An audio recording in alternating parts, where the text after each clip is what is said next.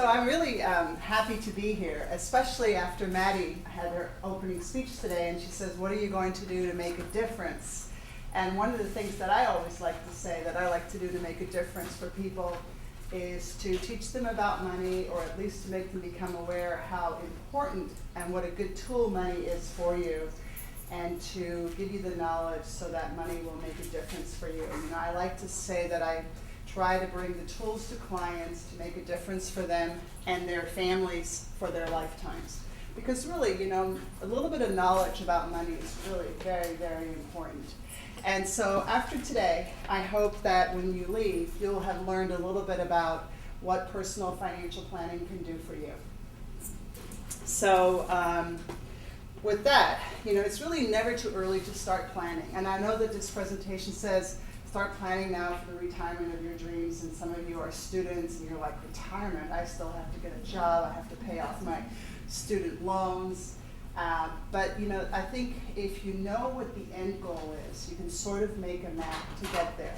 You know how we always say, if you don't know where you're going, any road will take you there. So maybe that's why it's a good idea to sort of look at that. You know, so this speech is really about retirement planning, but I'm going to sort of segue more into financial planning also. But let's just talk about retirement planning. So what do you think your retirement would look like? Or what do you think your whole life financial map, how is that going to look? And what do you envision it will look like? Do you imagine that at the end of the day, you're going to retire and buy a winery, or is that something that you want to do? Or do you imagine at the end of the day you're going to be on a Caribbean vacation or in Tahiti? And if those are some of your goals, then I always like to tell people you should write down what your goals are. You should think about what it is that you want to do in your lifetime and why you're going to earn money. And does anybody have any goals that they would like to share? Or have you ever thought about that? I know when I was first out of college and somebody asked me, why do you want to earn money? I had no idea. I didn't think of it. I just sort of said, well, you know, we're all supposed to earn money. And I never really thought about what I wanted money to do for me. And I think that that's so important. You know, it's not just about, well, I want to have $10,000 or I want to have $100,000. I think if you can say, I want to have these goals. And I think just like everything else in life, goal setting is so important. You know, I sometimes talk with couples where I'll ask each of them to write down their financial goals or to write down their goals. I mean, even if something as simple as saying, where do you want to go on vacation? I think if a husband was to write down, you know, all their vacation destinations, and a wife was to write them all down, and then they would compare, it wouldn't be that all of a sudden, you know, somebody says, well, do you want to go to Hawaii next month? And the other partner goes, oh yeah, that'd be great, let's go to Hawaii. And yet Hawaii was their number 10th choice on each one of their lists. So they sort of make their decisions casually because they never really planned for it. And so not just retirement, but anything else, I think it's really important to plan your financial goals. So does anybody have any particular financial goals that they would like to plan for? Lisa and I are both going to retire to a villa. We decided we're saving for our villa in Italy or somewhere. Right. Does anybody else want to share anything? Yeah, Melissa? Buying a house sometime soon. Okay.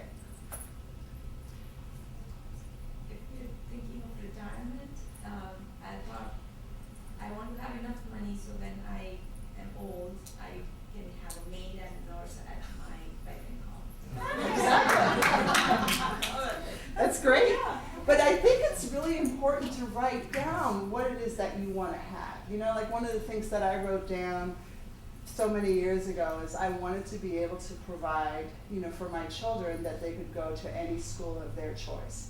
And I think if you write down your goals, sometimes it's much easier for them, for you to achieve them. So, but you know, it's not just about where you're going to retire. It's also how old are you going to be when you retire. Now, just like Maddie, you know, had the speech about female longevity, I'm going to be talking about female longevity also, because it is really a very, very important dynamic in our society. that now a 65-year-old woman today has a 35 chance of living to age 190. And as a matter of fact, the older you get, the older you likely will become. So if you are 95, you have a 15% chance, and you have a 5% chance to reaching age 100. And I think that that is really important. Just like she talked about the year 2050, in the year 2050, there is going to be 18 times more 100-year-olds than there are today. And this is a picture of a 100-year-old female. As a matter of fact, I have a client when she was 98 years of age, and this is how important this is to financial planning. She announced that she was sick and tired of her house. She'd lived there for 70 years, she wanted a new house, she wanted new furniture, and so she announced to us that she was selling her house. Well, I right away talked to her children. I said, well, you know, she really can't sell her house because she bought it 70 years earlier and it had a very, very low cost basis, and so we would have a lot of capital gains. You know, she bought it for like $4,000 or $5,000 in Santa Clara. We would sell it for $1 million, so we would pay all these taxes. And as some of you know, if you die, you have a step up in cost basis. So we arranged, she was very serious, she didn't want to live in her house anymore. So we arranged to rent her house. She went and bought a brand new house. She got new furniture, she got a decorator, and she's 102 or so today. But talk about houses, you know, how banking and everybody needs to change. I refinanced her mortgage a couple of months ago. And I wanted to get her a 5-year adjustable mortgage because she's 102 years of age. But of course, due to the new rules and regulations regarding mortgages, it was considered too risky, and they would not give her a 5-year adjustable mortgage, so we had to go with a 30-year fixed.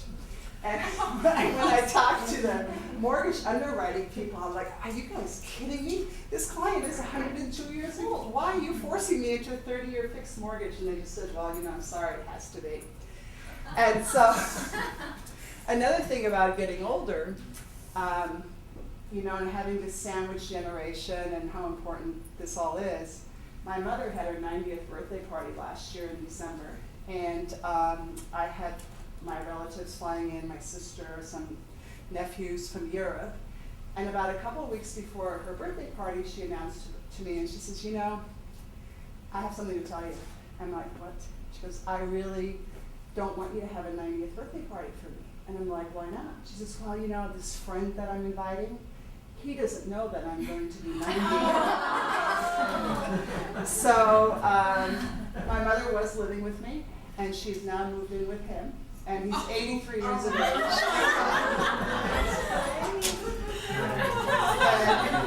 Except that she came to me and she wanted to keep her room because I have a studio apartment in my house, just in case things didn't work out. So, you know, also on this, you know, that there's going to be all these 100+ people in the country, so there's going to be 3.2 million 100-year-olds in the world in the year 2050. That's 3 times as many people as are living in San Jose today. And another really scary statistic is that in California has more 100+ licensed drivers than any other state in the nation. Wow. So now, how does this relate to money, right? So when we get to be older, and some of you are still very, very young, but the average couple is going to spend $300,000 for health insurance premiums at age 65 for the rest of their life. And if you're going to live to be 95 years of age, you're going to need at least $550,000 for health care from 65 to 95 as a couple. So if you're planning for retirement, you know, it's not just your health care premiums. You also, 60% of people 65+ will need ongoing long-term care.